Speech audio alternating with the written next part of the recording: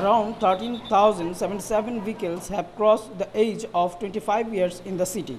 9,967 trucks and covered van and 3,811 bus and minibuses have crossed this age limit. People appreciate the government's decision to ban vehicles aging over 25 years, but they feel government should provide new buses for public transportation and should also limit the number of private cars on the streets.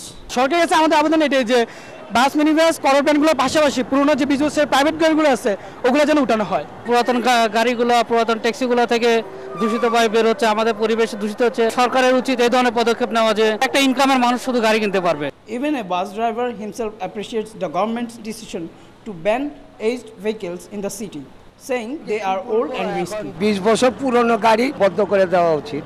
গাড়ি যদি কম হয়ে যায় তো অবশ্যই জনগণের দুর্ভোগ বাড়বে। এই ক্ষেত্রে সরকার আরো নতুন গাড়ি নামানো উচিত। A total of 15 mobile courts will start checking the fitness of transports in different areas of the capital shortly, and the drive is expected to take place from July 15. Oppo Francis, News and Images, Dhaka.